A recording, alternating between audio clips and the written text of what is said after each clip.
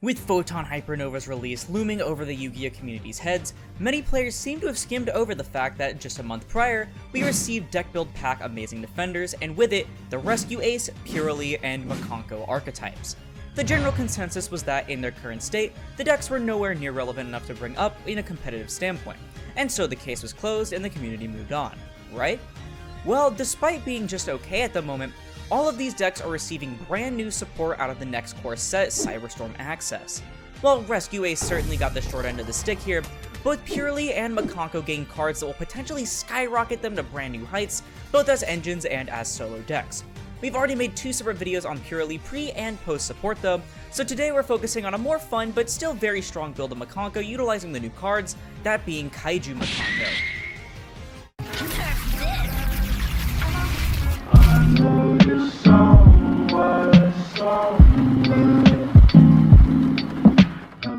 So Mikanko, if you didn't know, is an archetype revolving around utilizing equip spells in order to control the game state, as well as reflecting battle damage from them back onto the opponent instead of yourself. It is already a pretty neat way to win the game, but it becomes even better when you combine it with a Kaiju package in the deck, which not only helps you break apart boards when you're forced to go second because it is a deck that does want to go for the battle phase, but it also helps guarantee large bodies will be on your opponent's board so you can do enough damage reflection to push for game. So keep in mind that if you couldn't tell, I made this build myself, therefore it's definitely not some staple cookie cutter build you should absolutely copy, but it's a fine base overall for showcasing how the deck functions in a fun and still strong manner. So starting us off with the Mikanko monsters, we have 3 copies of Fury, 2 Hare, and 2 Nini. I probably butchered every single one of these names, but I'm just gonna go with Fury, Hare, and Nini. But all of them say that if they're not equipped with an equip card, you take no battle damage from battles involving it, but if they are equipped with an equip card, not only can they not be destroyed by battle, but all damage that you would have taken is instead inflicted to your opponent. On top of this, all of them have unique individual effects that involve themselves being equipped with equip cards,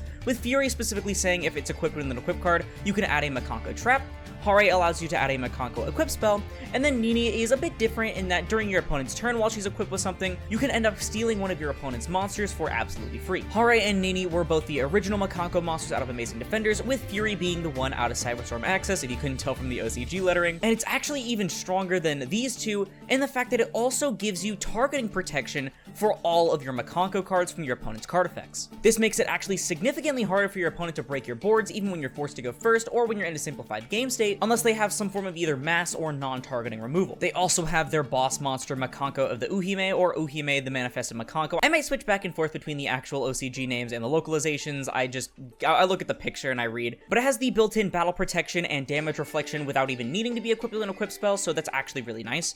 But also, you can reveal her in your hand to add any Mikanko card from your deck to your hand and then discard a card, and on top of that, as a quick effect, you can target an equip spell in your grave and equip it to an appropriate monster on the field. Not only does this work with the Mikanko equip spells, which are the only ones we play in here admittedly, but they also work with any other form of equip spell that has a legal target on field. Uhime is such a fantastic card because it just being in hand allows her and any card in your hand to get her on the field immediately, as well as any equip you want from your deck, which I will explain a bit more later, but it ends up just being such a fantastic boss monster and one of the main ways that the deck actually plays as an engine outside of its own pure builds. We also have 3 Diviners, so Diviner's good for a few reasons. I mean, obviously, you know, it does dump your Herald of the Arclight, which allows you to add your Uhime or your ritual spell, but also the fact that because you dump Arclight, it'll go up to level 6, which is actually the exact level of Mikanko of the Uhime, so that means that basically she gets you a guaranteed ritual summon so long as you have any other card in hand. Of course, it wouldn't be a Kaiju Mikanko deck without the Kaijus, of which we're playing Jizukiru, Thunder King, Dogoron, Godarla, Gameciel, and Kamungus, literally all of them except Radium. He's arguably like the worst one, not to mention we only really need 6 because we are playing 3 copies of Interrupted Kaiju Slumber. Not only is this a dark hole, but it also gives you and your opponent Kaijus, which is amazing when you say give yourself like a Jizukiru and give your opponent like a Dogoron, because your Jizukiru is still big enough to be over the Dogoron when all's said and done, but the Dogoron ends up being big enough for your Mikanko monsters to crash into them and do significant amounts of damage. Not to mention the graveyard effect allowing you to add a Kaiju monster later on is amazing as well, and it'll basically give you a constant way to break your opponent's boards and give them a big monsters for you to crash into. As you can see, they have many different equip spells, with their most recent one out of Cyberstorm Access being Dance of the Mikanko Fascinating Bird, which as a common theme, I think all but one of them actually, of the equip spells actually say the equip monster monster cannot be destroyed by card effects, so that is like a blanket statement that I won't really mention except for the one that doesn't have it. But it also says you can only use each of the following effects of it once per turn, and if your Mikanko monster battles, at the end of the damage step, you can target a card on the field and return it to the hand. And honestly, that's a simple enough effect combined with the protection for most of the Mikanko equip spells, but it's also really good in that it has a graveyard effect, saying that if it's in your graveyard, you can target a Mikanko monster in your grave, special it but banish it when it leaves the field, and then equip this card to it, so that not only gives you a free body that you can crash and do damage, a free equip spell that gets to bounce cards on the field, and then it also allows you to trigger the effect of the Mikanko monster that you just equipped to, the most popular one being Hare in a situation like this, because you can then add one of their other cards, such as Arabesque, which is probably in a pure Mikanko deck the strongest card in the entire deck. So this also has the protection, but it says during your main phase, keep in mind you can equip this to literally anything, anywhere. You can special a Mikanko monster from your hand or deck with a different original name than the equipped monster, and if you do, return the monster that this was originally equipped to the hand, and then equip the Mikanko monster with this card, if I didn't mention that already. So this card is huge, not just for Mikanko in general, but especially for Kaiju Mikanko. So it's really good for Mikanko in general as a deck, because I mean, obviously, bouncing your opponent's threats like an Appaloosa or any other big boss monster with a free spell that also gives you anything from deck and then immediately triggers that monster's effects in the case of Hare and Fury. But it's also awesome in combination with the Kaijus because say they have multiple things on their board, you can Kaiju one thing, maybe like a spell and trap negate, and then you can equip the Arabesque to that Kaiju. You can bounce the Kaiju to the hand, summon a Mikanko, and then now you can use that Kaiju again from your hand, getting 2 monsters off the board for the price of 1. It's probably my favorite of the Mikanko equip spells, and surprisingly enough, because Mikanko right now is more used as an engine, it's actually not really seeing play outside of dedicated Mikanko decks. However, what is seeing play is Mikanko Reflection Rondo. So this one actually doesn't have the protection, but it says equip only to an opponent's monster. While you control a Mikanko monster, take control of that equipped monster.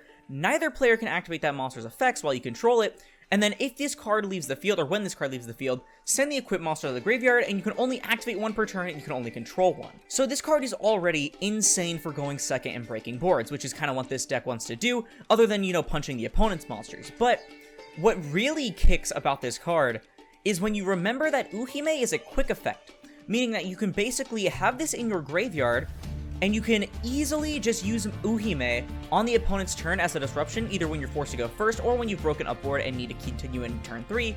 You can easily just steal a free monster on the opponent's turn. And because of a card that we'll get to in a moment, Uhime and then any card in hand leads to a free Rondo in grave and Uhime on field, which is utterly absurd in combination with other things that you could end on if you played a more disruption styled deck, or if you were playing Mikanko as an engine, which typically utilizes that card we're mentioning, Uhime and Rondo, which is really good in a deck like Libromancer Mikanko, which is arguably the strongest way to play the deck right now. We also play one each of Mikanko Purification Dance and Fire Dance, which has the protection. Purification Dance says if a monster is special to your opponent's field, you can target a monster you control and a monster your opponent controls and return to the hand. So this is actually a really nice way to disrupt, but between Rondo and the Nini effect, you don't really need it that much, especially because it does make you bounce one of your opponent's monsters, so it can end up being a bit of an overkill. And then Mikanko Fire Dance is probably one of my favorite cards in the archetype because it says you special a Mikanko from your hand or graveyard and equip it with this card, and then you can non-target special a monster from your opponent's graveyard to their field, but negate its effects. So not only does this recur or get a Mikanko out of your hand or graveyard for you, it guarantees to give it an equip spell so that you can immediately reflect damage. Sorry, I keep stuttering on my words here. But it's also really good because you're gonna like reborn like an opponent's boss monster or something. Keep in mind its effects are negated, so you don't have to worry about that. But you can revive one of their really big boss monsters so that you can easily just get a bunch of damage on board. I used to play it at like a 2, and it was the best way to recur, but now that we have Fascinating Bird, it's honestly just a little bit better, and so you can play 1 and get away with it easily. So the card that I was mentioning that works with Uhime in order to make a 1.5 card combo is the Great Mikanko Ceremony, which is a quick play spell that says specially a Mikanko from your hand, ignoring its summoning conditions. Keep in mind that means you can ignore ritual conditions, but return it to the hand during your opponent's end phase, and during your main phase, you can banish this card from your graveyard to send a Mikanko card from your deck to the grave, except for another another copy of Ceremony. So if you couldn't tell, this card is absolutely huge. So the play is usually you open something like Uhime and then literally any other card. You activate Uhime, revealing itself to add Ceremony, and then send the other card from your hand to the graveyard. You use Ceremony to specialty Uhime from your hand, and then you can use its graveyard effect on the same turn to dump the Mikanko Reflection Rondo, guaranteeing you a free disruption that steals a card from the opponent. It's only gotten even stronger as a card though with the release of Dance of the Mikanko Fascinating Bird, because now you can dump the Fascinating Bird while you already have a monster engraved, so you can immediately get that monster from your graveyard and then use Fascinating Bird to equip to it. Mikanko Kagura is their dedicated ritual spell. You don't hard ritual summon Uhime too often, but it is a pretty nice ritual spell. It allows you to ritual summon any Mikanko ritual that tributes monsters from the hand or field whose total levels equal or exceed the level of the monster you're summoning, and then you can apply the following effect. Non-target destroy cards your opponent controls up to the number of equip spells with different names in your grave, of which we're playing 1, 2, 3, 4, 5, and if you do, inflict 1,000 damage to your opponent for each card destroyed. This is huge for breaking boards, because you're guaranteed usually going to have at least 2 equip spells in your grave, and you combine that with 2 pops, 2,000 burn, and any reflection damage off of something like Uhime, and you're basically going to get free advantage, and you're going to push for game really, really hard. Again, you're not going to hard summon Uhime too often unless you're using Diviner, for example, because Diviner is a free body without having to use 2 of your Mikanko monsters, but it is still really nice to have. You can probably honestly put it down to 1. We also play 1 Heavenly Gate of the Mikanko. This is their field spell that isn't that great, but I feel like I might as well play it because it is searchable. It says, while you control a monster that is equipped with an equip card, all monsters your opponent controls that can attack a monster must attack monsters equipped with equip cards, and if your Mikanko monster battles, your opponent cannot activate cards or effects until the end of the damage step, and at the end of the damage step, if your Mikanko monster attacked, you can send an equip card you control to the graveyard to allow your monster to attack again. So the first effect actually does come into play when you're sitting on something like a Nightmare or one of your opponent's monsters, for example, when you steal it, because they're going to want to attack over that, but then they end up realizing that they have to attack the Mikanko, so they usually end up just wasting their battle phase there because they don't try to out the Mikanko monster. The Armadi's effect is also pretty nice for dodging anything that might happen during the damage step, and then the final effect actually does come up because if you look at it, you'll notice it's not a hard once per turn, meaning that if you have a few equip spells on board, and especially if you have something like Uhime that doesn't need an equip spell in order to reflect damage, you can easily get 2 or 3 attacks from one of your monsters, which can end up doing massive damage, especially if you, say, used the Fire Dance to revive an opponent's monster, so you can guarantee a big body on board. We're also playing 3 Droplet because it's a nice board breaker, and also, you know, having stuff is kind of annoying for this deck, but it's a lot better than something like Dark Ruler in which you do no damage at all. Extrav is here because we don't really care about our extra deck, and nothing in this deck really draws any cards. Preparation of Rites can not only add back your Kagura, but it guarantees to give you a copy of Uhime from your deck, allowing you to play 6 copies of it. And then 1 Mikanko, Rivalry, and Promise because they are searchable by Fury. Rivalry says if you control a Mikanko, target a face-up monster on the field and equip it with an equip spell from your deck that can equip to it, usually something like Reflection Rondo, so you can get a free steal. And if an equip spell is sent to your grave while this card's in your grave, you can banish it to add an equip spell from your grave to hand. Really nice for getting back something like a Fire Dance or an Arabesque or even a Reflection Rondo. And then Mikanko promises you specially a Mikanko from your hand or deck, then you can equip it with an equip spell from your hand or graveyard that can equip to it, but banish that monster when it leaves the field. It's pretty nice for something like Purification Dance, or even getting back something like Fascinating Bird for a like turn 2 play, or not turn 2, turn 3 play, sorry. It's not the best one, but it has come up in certain situations, so I did decide to include it. And then the extra deck, pretty simple stuff here. We don't really use it too often, and it's mostly Extrav or Diviner fodder. 3 Arclight, 2 Natus. We have Break Sword, Cicada King, and Phoenix for our Xyz plays. Board Breaking, Negation going first, and then Board Breaking even more. And then we have 2 of each of the basic Nightmare monsters for removal, and then an access code in case we really need to go for it. And then some options that I considered playing, you know, Emergency Teleport can get you access to Fury, though it's probably better if you're playing like a Punk Mikanko build or something like that, or obviously Libra Mikanko is really good for hitting the Geek Boy with this. Shen Shen is a pretty nice play for going first, but I don't really like it too much because it can end up banishing your equip spells like Fascinating Bird that you really need. And then Emperor Charles is actually something that I found out that's pretty funny because it's a free non-targeting pop, every time a card becomes equipped to a monster, and then during the end phase you can equip an equip spell from your hand or grave to it, and then you can equip a Fire Warrior from your deck to it as an equip spell that gives it 500 attack. So keep in mind, a card like Fascinating Bird actually doesn't need to be equipped to a Mikanko, so you can just equip the Fascinating Bird from your hand or grave to the Charles, so you can get a free bounce or just the protection in general from the Charles. And then you can equip a Hare from your deck, which is pretty good in combination with the Fascinating Bird, because if the Hare ends up dying, you can end up just reviving it with the Fascinating Bird if the bird ends up dying as well. It's definitely a little bit jank, but honestly, I feel like it's kind of a funny thing you could do if you wanted to. Anyways, I've ranted for way too long. I might end up trimming some stuff here, but I don't want to waste too much more time. Let's go ahead and see some replays so I can show you this deck in action. Alright, so we're in a game now against someone called TPR. We did end up losing the rock, paper, scissors, but it typically doesn't matter because we are trying to go second. So we're just going to let our opponent combo off. Let's see what they end up doing. A Maluseek, interesting. The control matchup isn't something I've tested too much with Kaiju Mikanko, but I feel like it could definitely be very interesting, especially when they go for a play like Multi-Faker and Silkwidis. You know, you can end up Kaijuing the Silkwidis, which when I was a Altergeist player, that actually happened to me a lot. Kaijus were very popular at the time for, I think it was like U-Link boards, because it could end up breaking the U-Link for you. But it was just so funny because the amount of times my Silkwidis ended up getting Kaiju'd, it was so funny. If a monster is special summoned, the current controller of that monster banishes a card from their hand. Once per turn during your end phase, pay 500 life points or destroy this card. Interesting. Anyways, I'm going to start by activating a Heavenly Gate of the Mikanko. Just get it onto the board now, maybe see if they want to use a disruption on it. Nope, okay, good. So now we're going to activate Preparation of Rites. This is going to get us a free Uhime directly from our deck. Let's see if they have any Ash or anything for it. We do have a second one in case that is the case, or, you know, a Judgment or something also works. Grabbing the Uhime directly from our deck. I'm now going to... Oh, did they have anything? Nope. I'm going to activate the effect of Uhime, revealing it in hand. Do we have a strike or anything like that? It does not look like it. I'm going to go ahead and add the Great Ceremony. Great Ceremony is such a strong card. Can't believe they made it a rare. I'm going to go ahead and dump the Reflection Rondo from my hand. So now, I think I'm going to go ahead... I don't know if they have, like, the Multi-Faker or anything. Actually, they probably just added it, and I'm, like, actually a moron. So I'll probably just hold on to the Dogoron.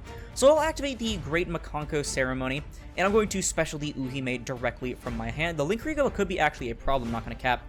So I'm going to activate the Uhime to target the Reflection Rondo. I'm going to try to steal this Link Kuriboh if I can. Bada bing, bada boom. Get it onto my field because it can be annoying if we are losing a lot of damage here. So we do banish a card from our hand. I think Prep is probably not the worst thing to lose here. I'm now going to activate the Great Mikanko Ceremony. I'm going to attempt to dump something from my deck to the grave. Let's see if they have anything for this maybe. We have an Altergeist Protocol, so this is when they're going to hit us with the Multi-Faker, which is perfectly fine. I'm going to go ahead and dump... We already have the Fascinating Bird. I think I'm going to dump a Fury so I can try to... maybe revive it later? Yep, there's the Multi-Faker in hand, specialing itself and the Silkwidis, I presume. Imperial Iron Wall, interesting. So, it's kind of just, like, conflicting with your Summoning Curse, so... I don't really know the purpose of that. I mean, like, maybe they thought it would just worked on them, but I do not know. A bit strange, but I guess I won't really complain. I don't have to banish my stuff now.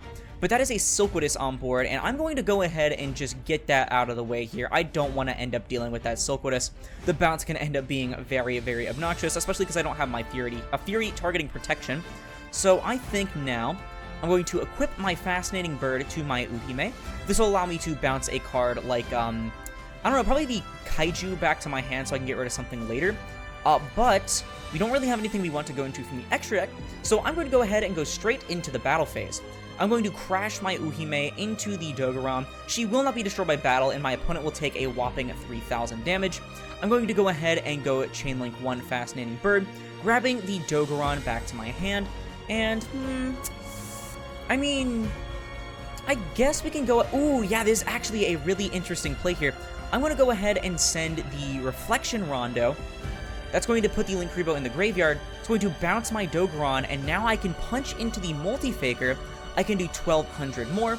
That's awesome right there, because now I can use Heavenly Gate again, sending the Fascinating Bird, and now I can attack for another 1,200 against this Multi-Faker, putting my opponent at 2,100 life points left. That's not all, though, because in main phase 2, not only can I give them the Kaiju again, so I don't have to worry about the Multi-Faker being on board for something like a Hexia, but I can use Fascinating Bird targeting the Fury. I can special back the Fury to my side of the field, Now I have targeting protection, I get to trigger the effect of Fury to grab the trap card, and the Fascinating Bird is on my board. So now I'm going to grab Mikanko Rivalry. This is going to allow me to steal something later in case they have like a problematic card like a Malusik. I'm going to go ahead and set this to my side of the field, and I'm going to pass my turn. From here, if they have like a Malusik or something, again, I'm going to use a Rivalry in order to steal it with a Reflection Rondo. A Marionetter as well, I think. Ooh, we actually have the Uhime anyway. So I don't think I actually need to go for the Reflection Rondo. I'm actually going to go for the, for the Reflection Rondo off the Rivalry. I'm going to go for the Reflection Rondo off the Uhime, and I'm going to steal it this way. So now they do get to set from their deck. They're probably going to go for the Manifestation here. Yep. So they're going to get back their Multi-Faker from their graveyard later, but that's perfectly fine, honestly, because I do have the Rivalry, and they ended up disconnecting here. So that ended up being our first game against Altergeist. A bit of a few niche plays here and there, but overall pretty standard with the Protocol, the Malusik into Multi-Faker, things like that.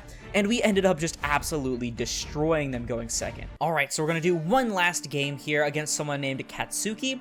So it looks like I actually ended up winning the rock, paper, scissors for once, but I'm just going to go ahead and go second anyway, so it's not like it really matters.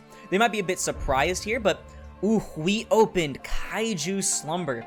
If they don't have protection or too much floating, this is going to end up being massive for us, because in combination with Arabesque and Uhime and Fascinating Bird, sheesh, bro, this hand is insane. Oh, so it looks like we're going for a Red Eyes Fusion here. Ruh-roh. Oh, if they go for a Dragoon here. Oh, man. That sucks. Well, that ends up being, I mean, if we draw into a Kaiju, we're fine, but, like, we can't Kaiju Slumber now. I was looking forward to Kaiju Slumbering, y'all. It was gonna be so funny. Alright, so we have Dragoon set to pass here. Unfortunately, targeting protection does mean that it's unfortunately immune to being equipped with an equip spell, because all equip spells inherently do target, unfortunately. We're gonna see if we can bait the Dragoon negate here with the Preparation of Rites, maybe? Okay, so we're gonna get a second Uhime in our hand. Let's see, so the Fascinating Bird does target, so it's not gonna be the biggest, thing to go for here. Wow. Droll and Lockbird. Interesting.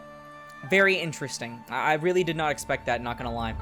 But let's see. I think I'll go ahead and activate. Ooh, interesting. I'm gonna go for a Fascinating Bird equipped to the Fury. I know what I can do now. So we're gonna see, are they gonna negate with the Dragoon here? That could be interesting. The main goal here, though, is I think, ooh, we are negating here. Okay. So it looks like they're on Dark Magician with the Magician's Rod in the deck. But I think what I'm going to do is I'm going to Kaiju Slumber. It's not going to get rid of the Dragoon here, but it is going to get rid of the Fury, and it'll then special 2 Kaijus to the sides of the field. I'm going to summon a... Probably just going to go for a Thunder King on my board, and I'm going to give them a Dogoron, as I mentioned in the deck list. So there we go. And this is actually really good, because now we can activate Arabesque on the Dogoron if they have no negate here. Please don't have Judgment. Please don't have Judgment. I'm begging you, please do not have Judgment. Okay, this is amazing. So we're going to activate Arabesque. This is going to bounce the Dogoron, special a Mikanko from our deck. I'm going to go for a Hare, and then now we can Kaiju the Dragoon, so we no longer have to worry about it. Being able to reuse your Kaijus over and over again is so amazing in this deck. Unfortunately, we can't really use Hare's effect on equip because we are under Droll, but we can go Fascinating Bird here to equip to this Fury from our graveyard. So that'll give us 2 free things from our grave, or not 2 free things from, actually it is 2 free things from our grave if you count the Fascinating Bird and the Fury itself. Unfortunately, we weren't able to use Uhime to go for the game here, so we will only be able to go for a certain amount of damage.